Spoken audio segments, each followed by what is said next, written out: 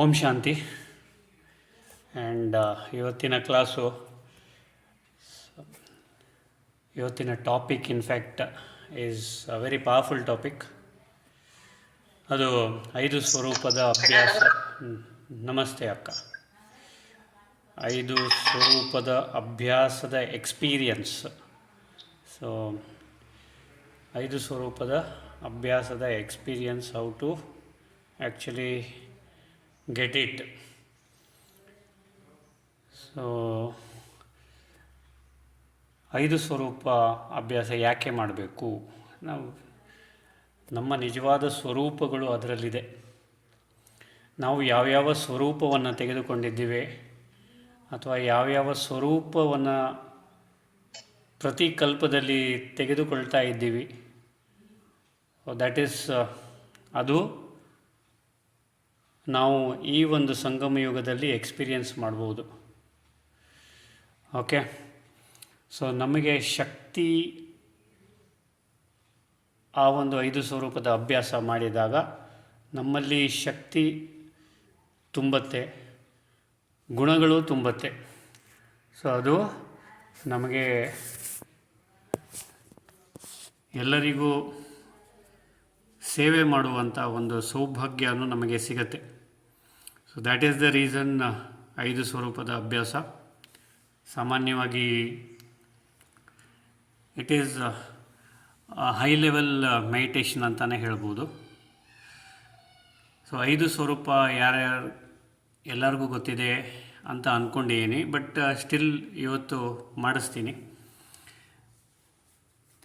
Totally this will be a sort of meditation class ಅಂತಲೇ ಇಟ್ಕೊಳ್ಳಿ. ನೀವು ಅನುಭವ ಮಾಡಿ, ಯು ಎಕ್ಸ್ಪೀರಿಯನ್ಸ್. ನಾನು what all I am going to tell, ನಾನು ಏನು ಹೇಳ್ತೀನಿ ಅದನ್ನು ದಯವಿಟ್ಟು ಎಕ್ಸ್ಪೀರಿಯನ್ಸ್ ಮಾಡಿ.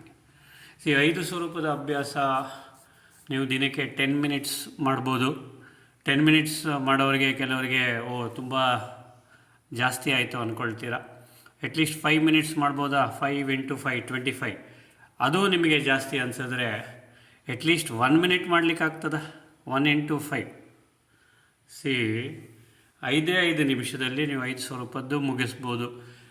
1 ಮಿನಿಟು ನಿಮಗೆ ಜಾಸ್ತಿ ಇದೆ ಅಂತಂದರೆ ಅರ್ಧ ಮಿನಿಟ್ ಆದರೂ ಮಾಡಿ, ಇಲ್ಲ ಅಂತಂದರೆ ಅಟ್ಲೀಸ್ಟ್ 1 ಸೆಕೆಂಡ್ ಒಂದಕ್ಕಾದರೂ ಮಾಡಿ.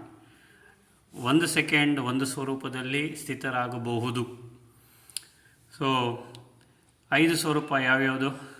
ಅನಾದಿ ಸ್ವರೂಪ, ಆದಿ ಸ್ವರೂಪ, ಓಕೆ, ಅನಾದಿ ಬೀಜ ಸ್ವರೂಪ, ಆದಿ ದೇವಿ ದೇವತಾ ಸ್ವರೂಪ, 3ನೇದು ಪೂಜ್ಯ ಸ್ವರೂಪ, 4ನೇದು ಬ್ರಾಹ್ಮಣ ಸ್ವರೂಪ, 5ನೇದು ಫರಿಷ್ಠಾ ಸ್ವರೂಪ. ಫರಿಷ್ಠಾ ಮೀನ್ಸ್ ಏಂಜಲಿನ ಸ್ವರೂಪ. ಸೊ 5 ಸ್ವರೂಪವನ್ನು ಹೇಗೆ ಎಕ್ಸ್ಪೀರಿಯನ್ಸ್ ಮಾಡಬಹುದು ಅನ್ನೋದನ್ನು ಇವತ್ತು ಮಾಡೋಣ. ಸೊ 5 ಸ್ವರೂಪದಲ್ಲಿ ಮೊದಲನೇ ಸ್ವರೂಪ ನಾವು ಎಲ್ಲಿಂದ ಬಂದಿದ್ದೀವಿ ಎಲ್ಲರಿಗೂ ಗೊತ್ತಿದೆ. ಅನಾದಿ ಸ್ವರೂಪ. ಎಲ್ಲಿಂದ ಬಂದಿದ್ದೀವಿ ನಾವೆಲ್ಲ? ನಮ್ಮ ನಿಜವಾದ ಮನೆ ಅಲ್ಲಿದೆ. ನಮ್ಮ ಮನೆ ಇಲ್ಲಿ ಬಂದೆ ಸುಮ್ಮನೆ. ಸೊ ನಮ್ಮ ನಿಜವಾದ ಮನೆ ಎಲ್ಲಿದೆ? ಮೇಲೆ ಪರಂಧಾಮದಲ್ಲಿದೆ. ಓಕೆ, ಪರಂಧಾಮದಿಂದ ನಾವು ಇಲ್ಲಿ ಕೆಳಗಿಳಿದು ಬಂದಿದ್ದೀವಿ. ಈ ಒಂದು ನಾಟಕದಲ್ಲಿ ಅಥವಾ ಈ ಒಂದು ಸೃಷ್ಟಿ ಮಂಚದಲ್ಲಿ, ಸ್ಟೇಜ್ ಮೇಲೆ ನಾಟಕ ಆಡಲಿಕ್ಕೆ ಆ್ಯಕ್ಟರ್ಸ್ ಥರ. ಓಕೆ, ಸೊ ಮೊದಲನೆಯದು ನಮ್ಮ ಸ್ವರೂಪ ಏನಿತ್ತು? ಅನಾದಿ ಸ್ವರೂಪ. ಅನಾದಿ ಸ್ವರೂಪಕ್ಕೆ ನಾವು ಬೀಜ ಸ್ವರೂಪ ಅಂತಲೂ ಕರಿಬಹುದು. ಈ ಅನಾದಿ ಸ್ವರೂಪದಲ್ಲಿ ನೀವು ಹೇಗೆ ಎಕ್ಸ್ಪೀರಿಯನ್ಸ್ ಮಾಡಬೇಕು ಅಂತ ಹೇಳ್ತೀನಿ, ನೀವು ಎಕ್ಸ್ಪೀರಿಯನ್ಸ್ ಮಾಡ್ತಾ ಹೋಗಿ. ಅನಾದಿ ಸ್ವರೂಪದಲ್ಲಿ ನಾವೆಲ್ಲಿರ್ತೀವಿ? ಪರಂಧಾಮದಲ್ಲಿರ್ತೀವಿ, ಕಲ್ಪವೃಕ್ಷದಲ್ಲಿ ಇರ್ತೀವಿ, ಯಾವುದೋ ಒಂದು ಬ್ರ್ಯಾಂಚಲ್ಲಿ ಇರ್ತೀವಿ. So let us assume that ನಾವು ಬಾರ್ಕಲ್ಲಿ ಇರ್ತೀವಿ ಅಂತ, ಬಾರ್ಕ್ ಅಥವಾ ರೂಟ್ಸಲ್ಲಿ. ಸೊ ಬೀಜ ಅಥವಾ ಮೇಯ್ನ್ ಆದಂತಹ ಒಂದು ವೃಕ್ಷಪತಿ ಯಾರು? ಪರಮಾತ್ಮ. ನಾವು ಅವ್ರನ್ನ ಶಿವತಂದೆ ಅಂತ ಕರಿತೀವಿ ಅಥವಾ ಶಿವಬಾಬಾ ಅಂತ ಕರಿತೀವಿ. ಸೊ ನಾನು ಪರಂಧಾಮದಲ್ಲಿ ಪರಮಾತ್ಮನ ಎದುರುಗಡೆ ಕುಳಿತಿದ್ದೇನೆ. ಇದನ್ನು ವಿಜುವಲೈಸ್ ಮಾಡಿ ಅಂತ ನಾನು ಹೇಳೋದಿಲ್ಲ, ಇಮ್ಯಾಜಿನ್ ಮಾಡಿ ಅಂತ ಹೇಳೋದಿಲ್ಲ. ನೀವು ಅಲ್ಲಿ ಕೂತಿದ್ದೀರಾ ಅಷ್ಟೇ, ಫುಲ್ ಸ್ಟಾಪ್. ಪರಮಾತ್ಮನ ಮುಂದೆ ನಾನು ಇದ್ದೇನೆ.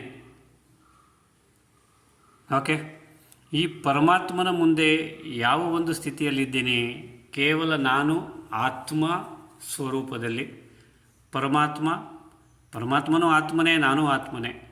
ಪರಮಾತ್ಮನನ್ನು ಸ್ಟಾರ್ ಅಂತ ಪರಿಗಣಿಸಿ ನಾನು ಸ್ಟಾರು, ಪರಮಾತ್ಮನು ಸ್ಟಾರು, ಎದುರುಗಡೆ ಎರಡು ಸ್ಟಾರ್ ಇದೆ. ಪರಮಧಾಮದಲ್ಲಿ ನಾವು ಕುಳಿತಿದ್ದೇವೆ ಅಥವಾ ಸ್ಥಿತರಾಗಿದ್ದೇವೆ, ಒಬ್ಬರ ಎದುರು ಇನ್ನೊಬ್ಬರು. ಇಲ್ಲ ಅಂತಂದರೆ ನಿಮಗೆ ಸ್ಟಾರು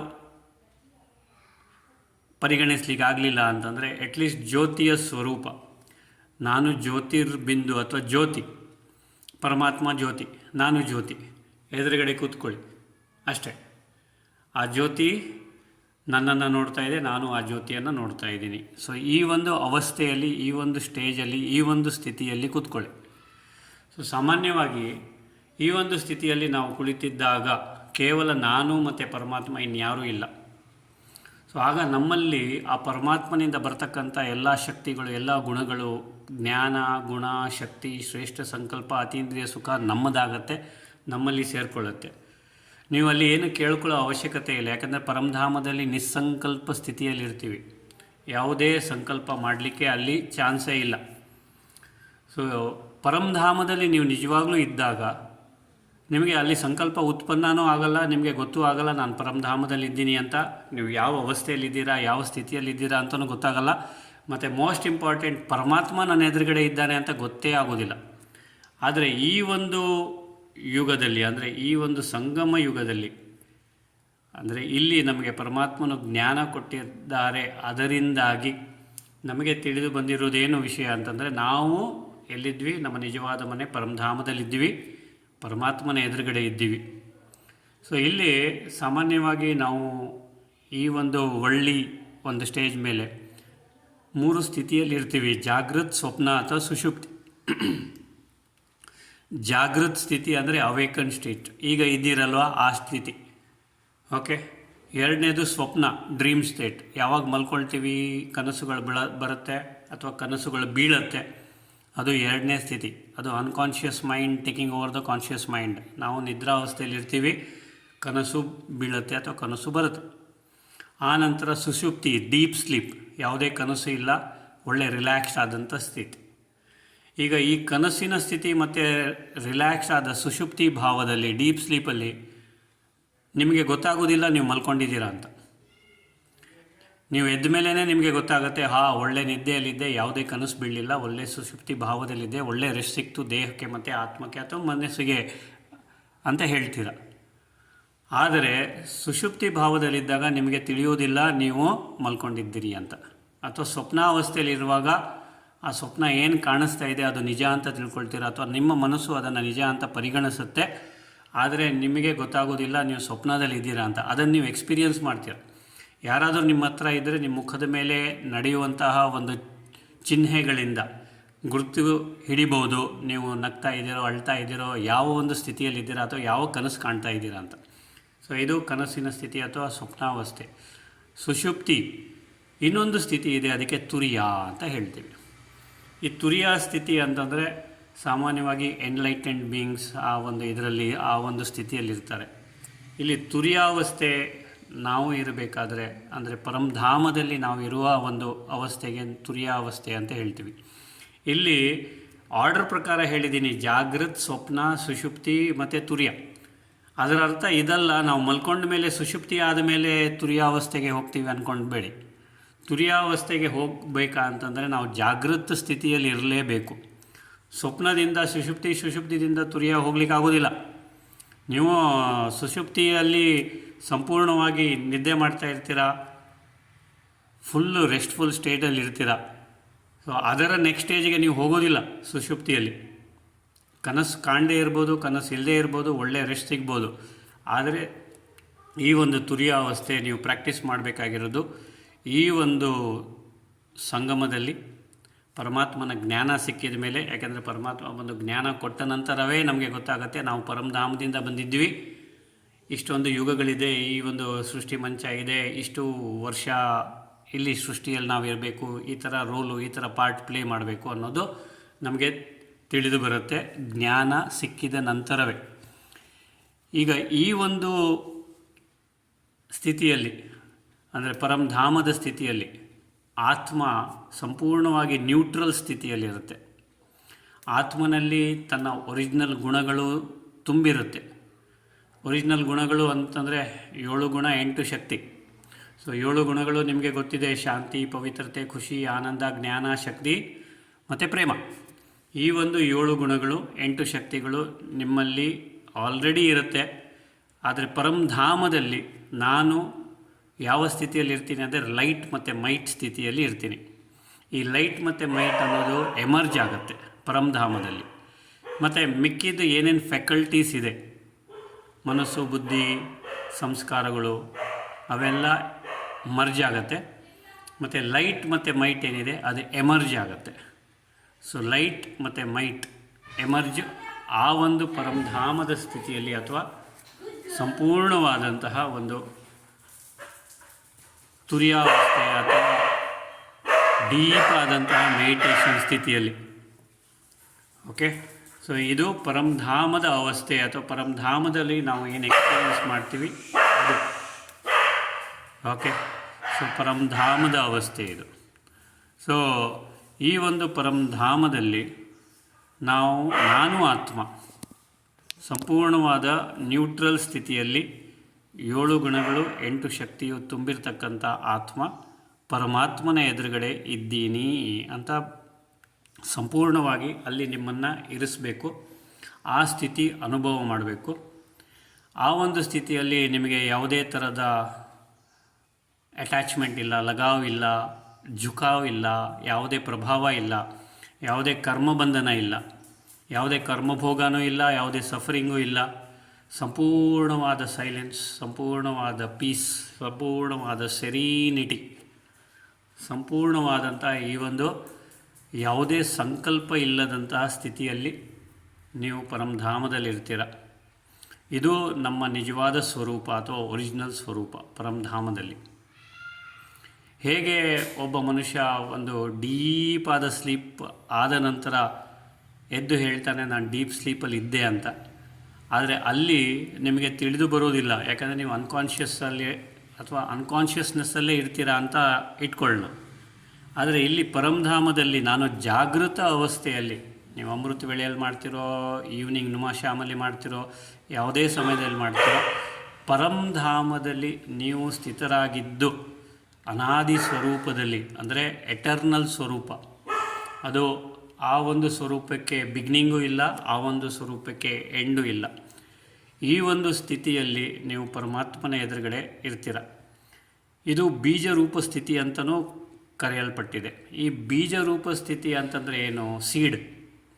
ಹೇಗೆ ಒಂದು ಸೀಡ್ ಅಥವಾ ಹೇಗೆ ಒಂದು ಬೀಜದಲ್ಲಿ ಆ ವೃಕ್ಷ ಎಷ್ಟು ದೊಡ್ಡದಾಗಿ ಬೆಳಿಬೇಕು, ಎಷ್ಟು ಬ್ರ್ಯಾಂಚಸ್ ಇರಬೇಕು, ಎಷ್ಟು ಎಲೆಗಳಿರಬೇಕು, ಎಷ್ಟು ಫ್ಲವರ್ಸ್ ಬಿಡಬೇಕು, ಎಷ್ಟು ಫ್ರೂಟ್ಸ್ ಬಿಡಬೇಕು, ಯಾವ ಥರ ಇರಬೇಕು ಅನ್ನೋದು ಇರುತ್ತೆ ಆ ಬೀಜದಲ್ಲಿ ಬ್ರೀಫಾಗಿ.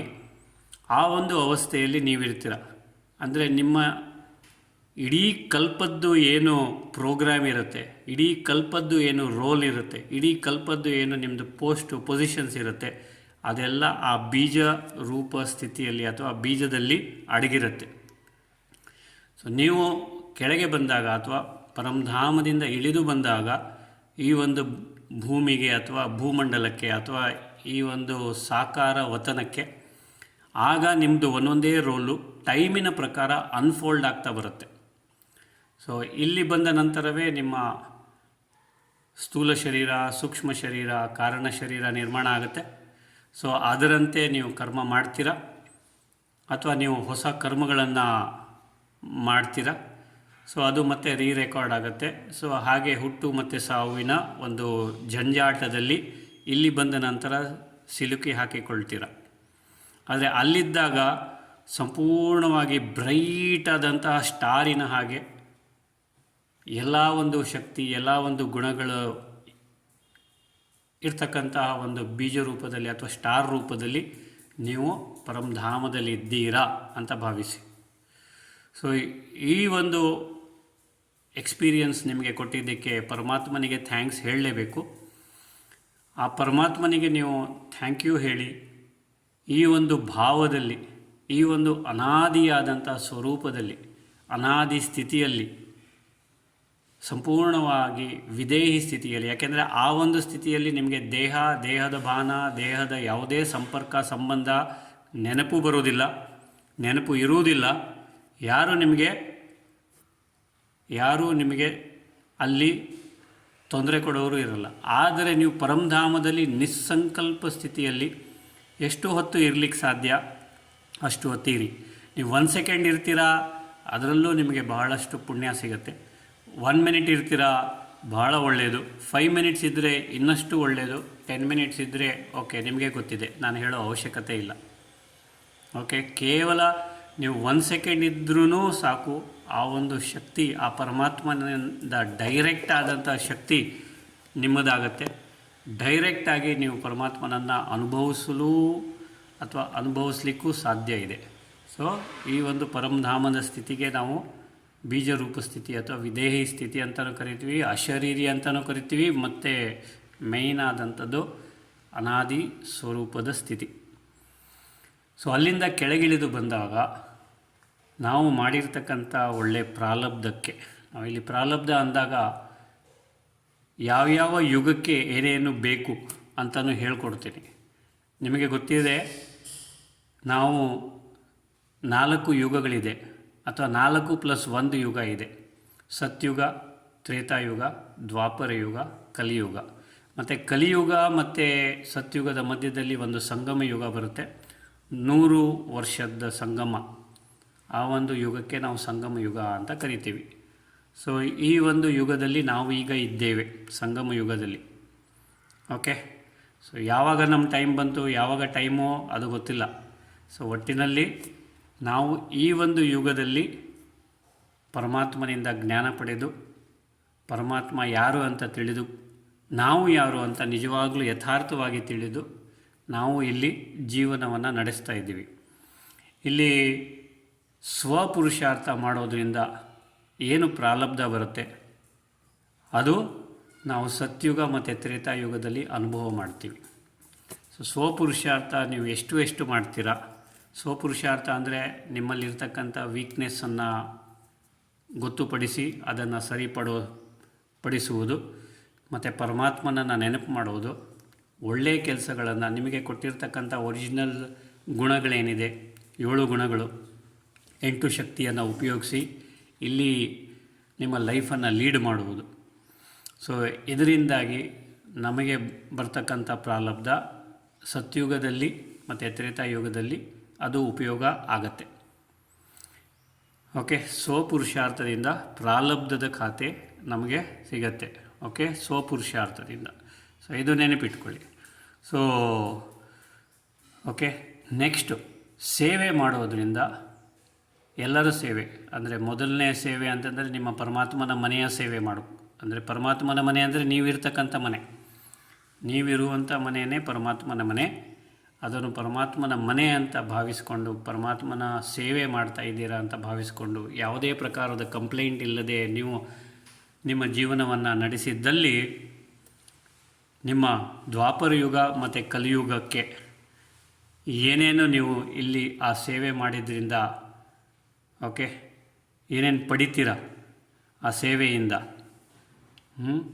ಸೇವೆಯ ಖಾತೆ, ಸೇವೆ ಮಾಡೋದರಿಂದ ನಿಮಗೆ ಏನೇನು ಲಭ್ಯವಾಗತ್ತೆ. ಓಕೆ, ಆ ಒಂದು ಇದನ್ನು ನೀವು ಎಲ್ಲಿ ನಿಮ್ಮ ದ್ವಾಪರ ಯುಗ ಮತ್ತು ಕಲಿಯುಗದಲ್ಲಿ ಅದನ್ನು ಯೂಸ್ ಮಾಡ್ಕೊಳ್ತೀರ. ಈಗ ಸೇವೆ ಮಾಡೋದ್ರಿಂದ ಏನು ಸಿಗುತ್ತೆ ಅಂತ ಕೇಳ್ತೀರ ನೀವು. ಸೇವೆ ಮಾಡೋದ್ರಿಂದ ನಮಗೆ ಪುಣ್ಯ ಸಿಗುತ್ತೆ. ನೀವು ಯಾವುದೇ ಕಂಪ್ಲೇಂಟ್ ಇಲ್ಲದೆ, ಯಾವುದೇ ಇದಿಲ್ಲದೆ ಸೇವೆ ಮಾಡಿದರೆ ಪುಣ್ಯದ ಖಾತೆ ನಿಮ್ಮದು ಜಾಸ್ತಿ ಆಗುತ್ತೆ. ಆ ಪುಣ್ಯದ ಖಾತೆ ನಿಮ್ಮನ್ನು ದ್ವಾಪರ ಯುಗ ಮತ್ತು ಕಲಿಯುಗದಲ್ಲಿ ಕಾಪಾಡಿಕೊಳ್ಳುತ್ತೆ. ಸೊ ಆಮೇಲೆ ಎಲ್ಲರನ್ನ ಸಂತುಷ್ಟಪಡಿಸುವುದರಿಂದ, ಎಲ್ಲರನ್ನ ಅಂತಂದರೆ ನಿಮ್ಮ ಪರಿವಾರ, ಬ್ರಾಹ್ಮಣ ಪರಿವಾರ, ಅಕ್ಕಪಕ್ಕದಲ್ಲಿ ಇಡೀ ಜಗತ್ತಲ್ಲಿ ಯಾವ್ಯಾವ ಆತ್ಮಗಳಿದ್ದಾರೆ, living beings, living things, non living things, ಅವರನ್ನು ಸಂತುಷ್ಟಪಡಿಸಿದ್ದಲ್ಲಿ ನಿಮಗೆ ಆಶೀರ್ವಾದಗಳು ಸಿಗುತ್ತೆ. ಈ ಆಶೀರ್ವಾದದ ಖಾತೆಯಿಂದ ನೀವು ಸಂಗಮ ಯುಗದಲ್ಲಿ ಸುಖವಾಗಿರ್ಬೋದು, ಖುಷಿಯಾಗಿರ್ಬೋದು. ಈಗ ಇಲ್ಲಿ ಒಂದು ಸಣ್ಣದಾದ ಒಂದು ಇದು ಹೇಳ್ತೀನಿ. ಈಗ ಈ ಸಂಗಮದಲ್ಲಿ ನೀವು ಖುಷಿಯಾಗಿದ್ದರೆ, ಎಲ್ಲ ಸುಖ ಸೌಲಭ್ಯಗಳು ನಿಮ್ಮಲ್ಲಿ ಇದ್ದರೆ, ಯಾವುದೇ ಥರದ ತೊಂದರೆ ಇಲ್ಲದೇ ಇದ್ದಲ್ಲಿ ನೀವು ಹಿಂದಿನ ಕಲ್ಪದ ಸಂಗಮದಲ್ಲಿ ಒಳ್ಳೆ ಪುರುಷಾರ್ಥ ಮಾಡಿದ್ದೀರಾ, ಒಳ್ಳೆ ಸೇವೆ ಮಾಡಿದ್ದೀರಾ, ಎಲ್ಲರನ್ನು ಸಂತುಷ್ಟಪಡಿಸಿ ಆಶೀರ್ವಾದದ ಖಾತೆಯನ್ನು ಬಹುಪಾಲಾಗಿ ಅರ್ನ್ ಮಾಡಿದ್ದೀರಾ ಅಂತ ತಿಳ್ಕೊಬೋದು. ಓಕೆ, ಸೊ ಹೇಗೆ ನಾವು ಯಾವ್ಯಾವ ಯುಗದಲ್ಲಿ ಏನೇನು ಮಾಡಬೇಕು ಅಥವಾ ಯಾವ್ಯಾವ ಯುಗದಲ್ಲಿ ನೀವೇನೇನು ಗಳಿಸ್ಬೇಕು ಅಥವಾ ಏನು ಮಾಡಿದರೆ ನಿಮಗೆ ಅದರ ಪ್ರಾರಬ್ಧ ಸಿಗತ್ತೆ ಅಂತಲೇ ಹೇಳಿದ್ದೀನಿ. ಸೊ ಸ್ವಪುರುಷಾರ್ಥದಿಂದ ಪ್ರಾರಬ್ಧದ ಖಾತೆ ನಿಮ್ಮ ಸತ್ಯುಗ ತ್ರೇತಾಯುಗಕ್ಕೆ, ಸೇವೆಯಿಂದ ಪುಣ್ಯದ ಖಾತೆ ದ್ವಾಪರ ಯುಗಕ್ಕೆ ಮತ್ತು ಕಲಿಯುಗಕ್ಕೆ, ಮತ್ತು ಎಲ್ಲರಿಗೂ ಸಂತುಷ್ಟಪಡಿಸೋದ್ರಿಂದ ನಿಮಗೆ ಸಿಗುವಂಥ ಆಶೀರ್ವಾದದ ಖಾತೆ, ಆಶೀರ್ವಾದಗಳು, ಬ್ಲೆಸ್ಸಿಂಗ್ಸ್, ಅದು ಈ ಸಂಗಮದಲ್ಲಿ ನಿಮ್ಮನ್ನು ಕಾಪಾಡುತ್ತೆ. ಓಕೆ, ಸೊ ನಾವು ಪರಮಧಾಮದಿಂದ ಕೆಳಗಿಳಿದು ಬಂದಾಗ, ಸೊ ಮೊದಲನೇದಾಗಿ ಒಳ್ಳೆಯ ಒಂದು ಜೀವನ ನಡೆಸ್ತೀವಿ ನಾವು. ಅದಕ್ಕೆ ಡೈಟಿಶಿಪ್ ಅಥವಾ ದೇವಿ ದೇವತೆಯ ಸ್ವರೂಪರಾಗ್ತೀವಿ. ಈ ದೇವಿ ದೇವತೆಯ ಸ್ವರೂಪ ಆಗಿ ನಾವು ಮಾಡಿರ್ತಕ್ಕಂಥ ಪ್ರಾರಬ್ಧ ಅಥವಾ ಸ್ವಪುರುಷಾರ್ಥ ಅಥವಾ ಜ್ಞಾನ ಯೋಗ ಎಷ್ಟು ಪಡೆದಿದ್ದೀವಿ ಅಥವಾ ಎಷ್ಟು ಮಾಡಿದ್ದೀವಿ ಅದರ ಅನುಸಾರವಾಗಿ ನಮಗೆ ಅಲ್ಲಿ ಪೋಸ್ಟ್ ಪೊಸಿಷನ್ ಸಿಗುತ್ತೆ. ಮತ್ತು ಅಲ್ಲಿ ನಮ್ಮ ಲೈಫು ಎಟರ್ನಲ್ ಅಂತ ಹೇಳೋದಿಲ್ಲ, ಆತ್ಮ ಎಟರ್ನಲ್ ಅಂತಲೂ ನಮ್ಗೆ ಗೊತ್ತಾಗೋದಿಲ್ಲ. ದೇವಿ ದೇವತೆಯಾಗಿ ನಾವು ಇರ್ತೀವಿ. ಸೊ ಅಲ್ಲಿ ನಮ್ಮ ಸ್ಥಿತಿ ಪರ್ಫೆಕ್ಟಾಗಿರುತ್ತೆ. ಯಾವುದೇ ಪ್ರಕಾರದ ರೋಗ ಇಲ್ಲ, ಯಾವುದೇ ಪ್ರಕಾರದ ತೊಂದರೆ ಇಲ್ಲ, ಯಾವುದೇ ಪ್ರಕಾರದ ಕರ್ಮದ ಹಾನಿ ಇಲ್ಲ. ಏನೇ ನಿಮಗೆ ಎಲ್ಲ ಸೌಲಭ್ಯಗಳು ಏನೇನೋ ನಿಮಗೆ ಬೇಕು, ಏನೇನಿದೆಯೋ ಅದೆಲ್ಲವೂ ನಿಮಗೆ ಸಿಗತ್ತೆ, ನಿಮ್ಮದಾಗತ್ತೆ ಆ ದೇವತಾ ಒಂದು ಸ್ವರೂಪದಲ್ಲಿ. ಅಫ್ಕೋರ್ಸ್ ಅದಕ್ಕೆ ನೀವು ಮಾಡಬೇಕಾದದ್ದು ಕೆಲವೊಂದಿದೆ. ಸೊ ಆ ಒಂದು ದೇವತಾ ಸ್ವರೂಪವನ್ನು ಅಥವಾ ದೇವತಾ ಸ್ವರೂಪದಲ್ಲಿ ನೀವು ಸುಖವಾಗಿರಬೇಕು, ಹ್ಯಾಪಿಯಾಗಿರಬೇಕು, ಒಳ್ಳೆ ಪೋಸ್ಟ್ ಪೊಸಿಷನಲ್ಲಿರಬೇಕು, ರಾಜ ರಾಣಿಗಳಾಗಿಯೋ ಲಕ್ಷ್ಮೀನಾರಾಯಣ ಆಗಲಿಯೋ ಹೇಗೆ ಯಾವ ಒಂದು ದೇವಿ ದೇವತೆ ಆಗಬೇಕು ಅಂತ ಇದ್ದೀರ, ಅದಕ್ಕೆ ಕ್ವಾಲಿಫಿಕೇಷನ್ಸ್ ಇದೆ. ಅದಕ್ಕೆ ಸದ್ಗುಣ ಸಂಪನ್ನ, 7 ಗುಣಗಳ ಸಂಪನ್ನತೆ ನಿಮ್ಮಲ್ಲಿರಬೇಕು. 16 ಕಲೆ ಸಂಪೂರ್ಣ, ಎಲ್ಲ ಒಂದು ಇದರಲ್ಲಿ 100% ಪರ್ಫೆಕ್ಟಾಗಿರಬೇಕು. ಸಂಪೂರ್ಣ ನಿರ್ವಿಕಾರಿ, ಯಾವುದೇ ವಿಕಾರ ಅನ್ನೋ ವಂಶ ಸಹ ನಿಮ್ಮಲ್ಲಿ ಇರಬಾರದು. ಓಕೆ, ಸದ್ಗುಣ ಸಂಪನ್ನ, 16 ಕಲೆ ಸಂಪೂರ್ಣ, ಸಂಪೂರ್ಣ ನಿರ್ವಿಕಾರಿ, ಡಬಲ್ ಅಹಿಂಸಕರಾಗಬೇಕು. ಡಬಲ್ ಅಹಿಂಸಕ ಅಂದರೆ ಯಾರಿಂದಲೂ ದುಃಖ ತಗೋಬಾರ್ದು, ಯಾರಿಗೂ ದುಃಖ ಕೊಡಬಾರ್ದು, ಮತ್ತು ಮರ್ಯಾದಾ ಪುರುಷೋತ್ತಮರಾಗಬೇಕು. ಇಷ್ಟೇ ಮಾತ್ರ ಅಲ್ಲ, ಓಕೆ, ಇಚ್ಛಾ ಮಾತ್ರ ಅವಿದ್ಯ, ಆ ಸ್ಥಿತಿ ಅಲ್ಲಿರುತ್ತೆ. ಆದರೆ ಆ ಸ್ಥಿತಿಯನ್ನು ನಿರ್ಮಾಣ ಅಲ್ಲಿ ಮಾಡಬೇಕಂದ್ರೆ ಇಲ್ಲಿ ನಾವು ಪ್ರಾಕ್ಟೀಸ್ ಮಾಡಬೇಕು. ಇಚ್ಛಾ ಮಾತ್ರ ಅವಿದ್ಯ, ಇಚ್ಛೆ ಅನ್ನೋ ವರ್ಡೇ ನಮ್ಮ ಡಿಕ್ಷನರಿಯಲ್ಲಿ ಅಥವಾ ನಮ್ಮ ಡೈರಿಯಲ್ಲಿ ಇಲ್ಲ. ಆ ಒಂದು ಸ್ಥಿತಿಯಲ್ಲಿ ನಾವಿದ್ದೀವಾ? ಇಚ್ಛೆಗಳಿದೆಯಾ ನಮಗೆ? Ask your self. ಡಿಸೈರ್ಸ್ ಇದೆಯಾ? Ask your self. ಇಚ್ಛಾ ಮಾತ್ರ ಅವಿದ್ಯ ಅಂದರೆ ಇಚ್ಛೆ ಅನ್ನೋ ಶಬ್ದನೇ ನಿಮಗೆ ತಿಳಿದು ಇರಲಿಕ್ಕೆ ಕೂಡದು. ಓಕೆ, ಸೊ ಆ ಒಂದು ಸ್ಥಿತಿಯಲ್ಲಿ ನಾವಿದ್ದೀವ ಇಲ್ಲಿ ಈಗ? ನಿಮ್ಮನ್ನು ನೀವು ಕೇಳ್ಕೊಳ್ಳಿ. ಸೊ ಇಚ್ಛಾ ಮಾತ್ರ ಅವಿದ್ಯಾ ಸ್ಥಿತಿ. ಓಕೆ, ಮಾಸ್ಟರ್ ಸರ್ವಶಕ್ತಿವಂತ ಅಂದರೆ ಸರ್ವಶಕ್ತಿ ಪರಮಾತ್ಮನ ಒಂದು ಮಗು ಆಗಿರ್ತಕ್ಕಂಥ ನಾವು ಮಾಸ್ಟರ್ ಸರ್ವಶಕ್ತಿವಂತ ಜ್ಯೋತಿರ್ಬಿಂದು ಆತ್ಮರಾಗಿದ್ದೇವೆ. ಓಕೆ, ಹಾಗೆಯೇ ಸಂಪೂರ್ಣ ಸಂಪನ್ನ ಸಮೃದ್ಧ ಸಮರ್ಥ ಸತ್ಯುಗಿ ದೇವಿ ದೇವತಾ ಆತ್ಮಗಳು ಅಥವಾ ದೇವಿ ದೇವತೆಗಳು ನಾವು ಆಗಿ ಇಲ್ಲಿ ಇರ್ತೀವಿ. ರಾಜ್ಯವನ್ನು ಆಳಬಹುದು, ಅಥವಾ ನಾವು ಪ್ರಜೆಗಳಾಗಬಹುದು, ಅಥವಾ ಮಿನಿಸ್ಟರ್ಸ್ ಇರ್ಬೋದು, ಏನೋ ಒಂದು ಪೋಸ್ಟ್ ಪೊಸಿಷನ್ ಇರ್ಬೋದು. ಆದರೆ ಯಾವುದೇ ಪ್ರಕಾರದ ದುಃಖ ಇಲ್ಲದಂತಹ, ಯಾವುದೇ ಪ್ರಕಾರದ ನೋವು ಇಲ್ಲದಂತಹ ಸುಖವಾದ ಜೀವನ ಸತ್ಯುಗ ಮತ್ತು ತ್ರೇತಾಯುಗದಲ್ಲಿ ನಾವು ಅಥವಾ ಎಲ್ಲರೂ ಸಹ ಆ ಒಂದು ಅನುಭವವನ್ನು ಮಾಡ್ತೀವಿ. ಸೊ ಇದು 2ನೇದು ದೇವತಾ ಸ್ವರೂಪ. 3ನೇದು ಪೂಜ್ಯ ಸ್ವರೂಪ. ದೇವತಾ ಸ್ವರೂಪ ಆದ ನಂತರ ದ್ವಾಪರ ಮತ್ತು ಕಲಿಯುಗದಲ್ಲಿ ನಿಮಗೆ ಗೊತ್ತಿದೆ, ದೇವಸ್ಥಾನಗಳು ಕಟ್ಟಲ್ಪಡುತ್ತೆ ದ್ವಾಪರದಿಂದ. ಮೊದಲನೇದಾಗಿ ವಿಕ್ರಮಾದಿತ್ಯ ಸೋಮನಾಥೇಶ್ವರ ದೇವಸ್ಥಾನವನ್ನು ಕಟ್ಟಿದರು. ಅಲ್ಲಿ ಶಿವಲಿಂಗವನ್ನು ಸ್ಥಾಪಿಸಿದರು. ಯಾಕಂದರೆ ಶಿವಲಿಂಗ ಶಿವ. ಸೊ ಮೊದಲನೇದು ಅವ್ಯಭಿಚಾರಿ ಭಕ್ತಿ ಶುರುವಾಗಿತ್ತು ದ್ವಾಪರದಲ್ಲಿ. ಆಮೇಲೆ ವ್ಯಭಿಚಾರಿ ಭಕ್ತಿ ಶುರುವಾಯಿತು ಬಿಡಿ. ಇದು ಮೊದಲಿಗೆ ಶಿವನ ಲಿಂಗವನ್ನು ಸ್ಥಾಪನೆ ಮಾಡಿ ಶಿವನನ್ನು ಅಥವಾ ಪೂಜೆ ಮಾಡ್ತಾ ಇದ್ದರು. ಸೊ ಆಗಿನ ಕಾಲದಲ್ಲಿ.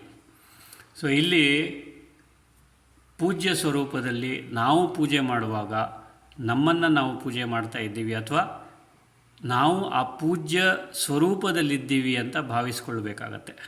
ಸೊ ಪೂಜ್ಯ ಸ್ವರೂಪದಲ್ಲಿ ಯಾವುದೇ ಆಕಾರ, ಯಾವುದೇ ಇದಿರ್ಬೋದು, ನೀವು ಗಣಪತಿ ಆಗಿರ್ಬೋದು ಅಥವಾ ನೀವು ಸುಬ್ರಹ್ಮಣ್ಯ ಆಗಿರ್ಬೋದು ಅಥವಾ ಆಂಜನೇಯ ಆಗಿರ್ಬೋದು, ಯಾವುದೇ ಒಂದು ದೇವಿ ದೇವತೆ ಆ ಒಂದು ಪಟ್ಟ, ಆ ಒಂದು ರೋಲು ನಿಮ್ಮದಾಗಿರಬಹುದು. ನಿಮಗೆ ಈಗ ಈ ಒಂದು ಸಂಗಮದಲ್ಲಿ ಯಾವುದು ಇಷ್ಟವಾದ ದೇವಿ ದೇವತೆ ಇದೆ ಆ ಒಂದು ಸ್ವರೂಪದಲ್ಲಿ ಬೇಕಾದರೆ ನೀವು ಕುಳಿತುಕೊಂಡು ಅಥವಾ ಆ ಒಂದು ಸ್ವರೂಪದಲ್ಲಿ ನೀವು ಇದ್ದು ನೀವು ಅನುಭವಿಸ್ಬೇಕಾಗತ್ತೆ. ಇಂಪಾರ್ಟೆಂಟ್ ಪಾಯಿಂಟ್ ಇಲ್ಲಿ, ನಿಮಗೆ ಪೂಜ್ಯ ಸ್ವರೂಪದಲ್ಲಿ ನಿಮ್ಮ ಪೂಜೆ ಆಗಬೇಕು ಅಂತಂದರೆ ನೀವೇನು ಮಾಡಬೇಕು ಅಂತಂದರೆ ಎಲ್ಲರಿಗೂ ಶುಭ ಕಾಮನೆ, ಶುಭ ಭಾವನೆ, ಶುಭ ಚಿಂತನೆ, ಶುಭ ಸಂಕಲ್ಪಗಳನ್ನೇ ಕೊಡ್ತಾ ಇರಬೇಕು. ಹೇಗೆ ದೇವಸ್ಥಾನದ ಮೂರ್ತಿ, ದೇವಸ್ಥಾನದಲ್ಲಿರ್ತಕ್ಕಂಥ ಪ್ರತಿಮೆ, ದೇವಸ್ಥಾನದಲ್ಲಿರ್ತಕ್ಕಂಥ ಐಡಲ್ ಯಾವುದೇ ಪ್ರಕಾರದ ಮೂಮೆಂಟ್ ಮಾಡದೆ ಒಂದೇ ಸ್ಥಿತಿಯಲ್ಲಿ ಪರಮಾತ್ಮನಿಂದ ಎಲ್ಲ ಗುಣಗಳು, ಎಲ್ಲ ಶಕ್ತಿಗಳನ್ನು ತೆಗೆದುಕೊಂಡು ಎಲ್ಲರಿಗೂ ಹಂಚ್ತಾರೆ ಅಥವಾ ಎಲ್ಲರಿಗೂ ಕೊಡ್ತಾರೆ. ನಿಮ್ಮ ಯಾರ್ಯಾರು ಬರ್ತಾರೆ ಭಕ್ತಾದಿಗಳು, ಭಕ್ತರು, ಅವರ ಮನೋಕಾಮನೆಗಳನ್ನು ಪೂರ್ಣಗೊಳಿಸಲಿಕ್ಕೆ ಆ ದೇವಸ್ಥಾನದಲ್ಲಿರಲಿ ಅಥವಾ ಚಿತ್ರದಲ್ಲಿ ಇರಲಿ, ಮನೆಯಲ್ಲಿರಲಿ, ಎಲ್ಲೇ ಇರಲಿ, ಐಡಲ್ ಸ್ವರೂಪದಲ್ಲಿರಲಿ ಅಥವಾ ಫೋಟೋ ಸ್ವರೂಪದಲ್ಲಿ ಇರಲಿ, ಯಾವುದೇ ರೂಪದಲ್ಲಿದ್ದರೂ ಸಹ ಎಲ್ಲರಿಗೂ ಸಹ ಅವರವರ ಮನೋಕಾಮನೆಯ ಅನುಸಾರವಾಗಿ ಎಲ್ಲವೂ ಪ್ರಾಪ್ತಿಯಾಗುವಂತೆ ಆಶೀರ್ವಾದ ಮಾಡ್ತಾ ಇರ್ತೀರ. ಇದು ಪೂಜ್ಯ ಸ್ವರೂಪದ್ದು. ಸೊ ನೀವು ಪೂಜ್ಯ ಸ್ವರೂಪ ಆ ಒಂದು ಸ್ಥಿತಿಯಲ್ಲಿ ಸ್ಥಿತರಾಗಿದ್ದಾಗ ಇಡೀ ಜಗತ್ತಿಗೆ, ಎಲ್ಲ living beings, living things, non living ಥಿಂಗ್ಸ್ಗೆ ಅವರವರ ಮನೋಕಾಮನೆಗಳು ಪೂರ್ಣಗೊಳ್ಳಲಿ, ಅವರು ಏನೇನು ಇಷ್ಟಾರ್ಥ ಇದೆ ಅದು ಪರಿಪೂರ್ಣವಾಗಲಿ, ಅವರಿಗೆ ಏನೇನು ಬೇಕು ಅದೆಲ್ಲವೂ ಲಭ್ಯವಾಗಲಿ.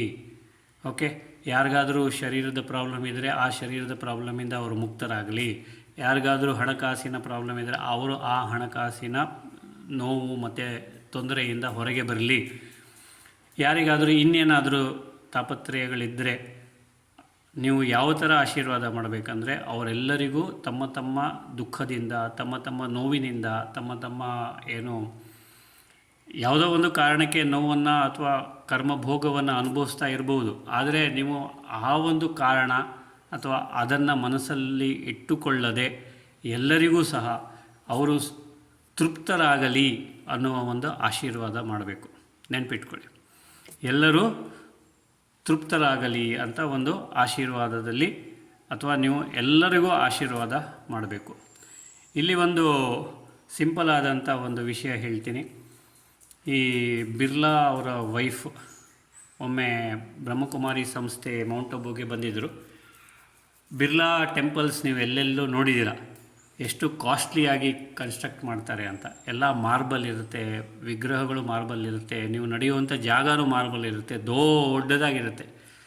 ಈ ಬಿರ್ಲಾ ಅವರ ವೈಫ್ ಮೌಂಟ್ ಅಬುಗೆ ಬಂದಿದ್ದಾಗ ಅವರನ್ನು ಪ್ರಶ್ನಿಸಲಾಗಿತ್ತು, ನೀವು ಯಾಕೆ ಅಷ್ಟೆಲ್ಲ ಖರ್ಚು ಮಾಡಿ ಲಕ್ಷ್ಮೀನಾರಾಯಣ ದೇವಸ್ಥಾನ, ಬಿರ್ಲಾ ಮಂದಿರ ಅಂತ ಮಾಡ್ತೀರಾ ಅಂತ ಕೇಳಿದಾಗ ಅವ್ರು ಹೇಳಿದ್ರು, ಅವರ ಪೂರ್ವಜರಾದಂಥ ಬಿರ್ಲಾ, ದ ಫಸ್ಟ್ ಬಿರ್ಲಾ, ಅವರಿಗೆ ಲಾರ್ಡ್ ವಿಷ್ಣು, ಶ್ರೀ ವಿಷ್ಣು ಸಾಕ್ಷಾತ್ಕಾರವಾಗಿ ಅವರು ಹೇಳಿದ್ರಂತೆ, ನೀವು ಮಂದಿರ ಕಟ್ಟಿದರೆ ಎಲ್ಲ ಸಿಟಿಗಳಲ್ಲಿ, ಎಲ್ಲ ಟೌನ್ಗಳಲ್ಲಿ ನಿಮಗೆ ಅಜಗಜಾಂತರ ವೆಲ್ತ್ ಸಿಗುತ್ತೆ ಮತ್ತು ಆ ವೆಲ್ತು ಯಾವತ್ತೂ ಸಹ ಕ್ಷೀಣಿಸುವುದಿಲ್ಲ ಅಂತ.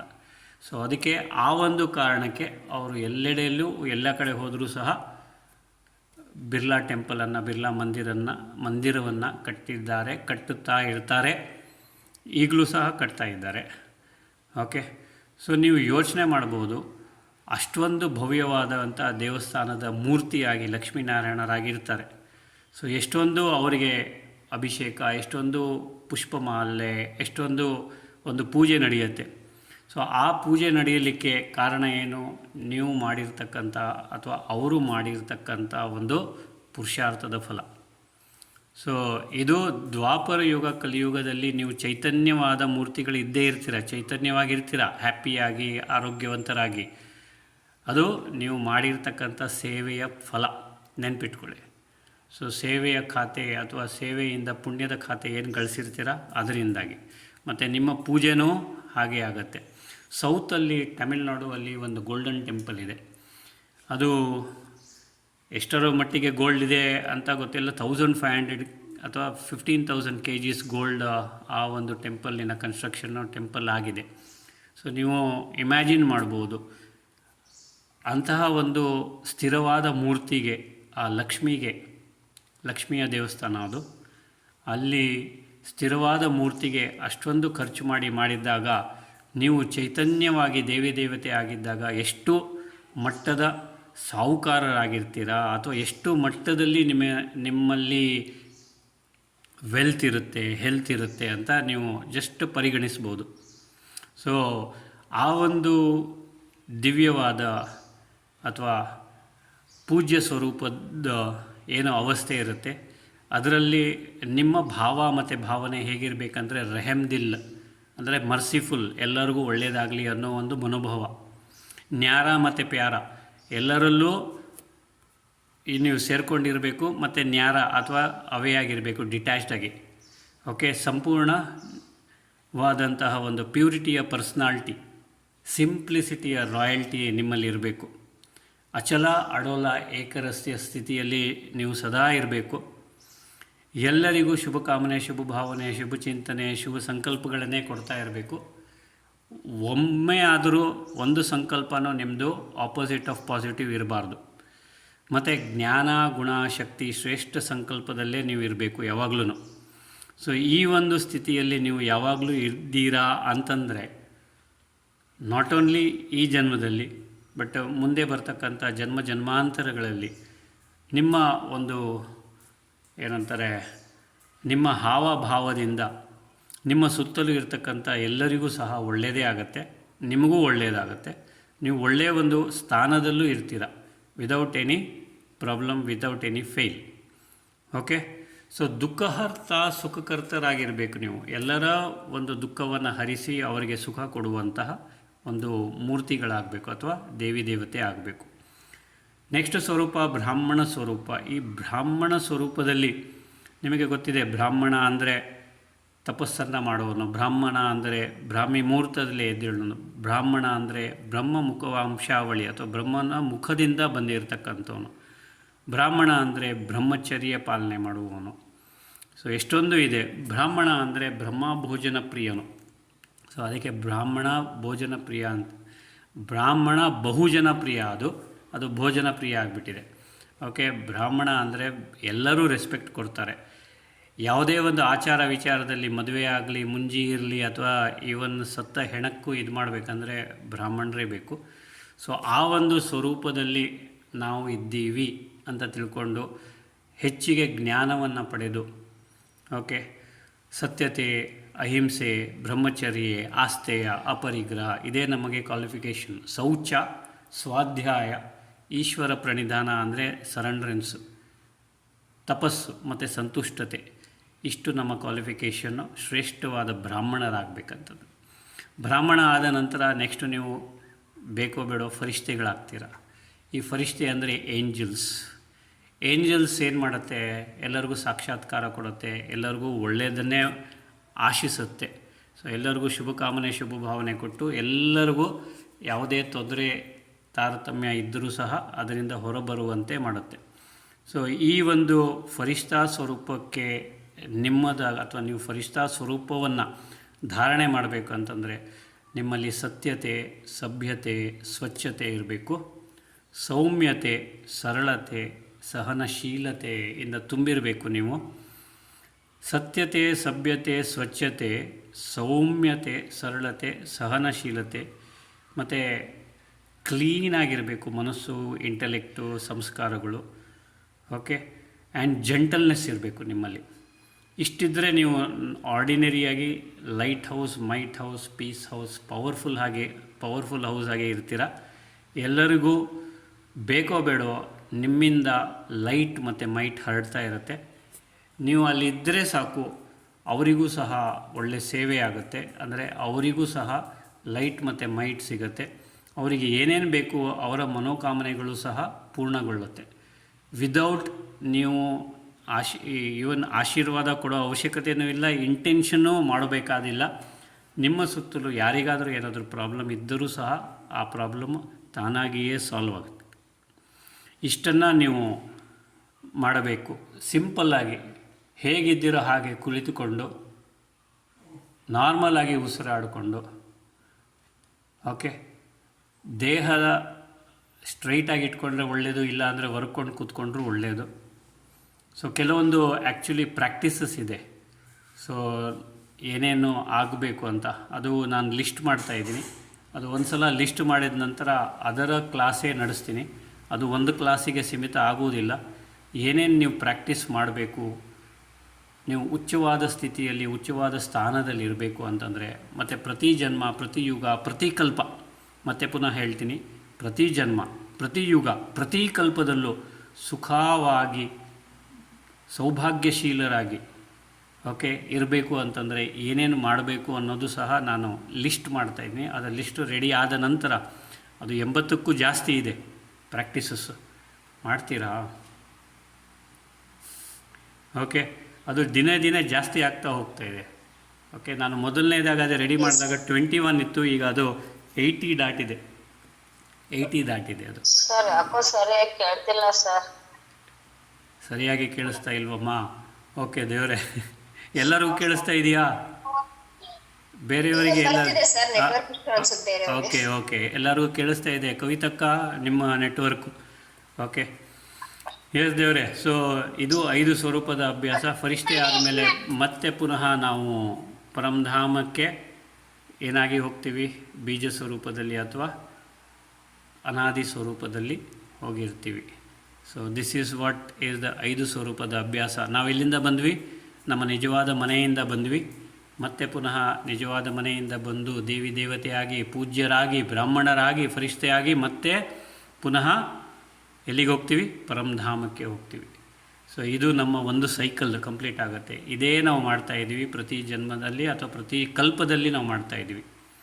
ಪ್ರತಿ ಕಲ್ಪದಲ್ಲಿ ನಾವು ಮಾಡ್ತಾ ಇರೋದು ಇದೆ. ಪರಮಧಾಮದಿಂದ ಬರ್ತೀವಿ, ಇಲ್ಲಿ ಸೃಷ್ಟಿ ಮಂಚದಲ್ಲಿ ಅಥವಾ ಸೃಷ್ಟಿಯ ಒಂದು ಸ್ಟೇಜಲ್ಲಿ ನಾವು ಇರ್ತೀವಿ, ಮತ್ತು ಪುನಃ ಪರಮಧಾಮಕ್ಕೆ ಹೋಗ್ತೀವಿ. ಸೊ ದಿಸ್ ಈಸ್ 5 ಸ್ವರೂಪದ ಅಭ್ಯಾಸ. ಸೊ ಹೋಪ್ ಎಲ್ಲರಿಗೂ ತಿಳಿತು ಅಂತ.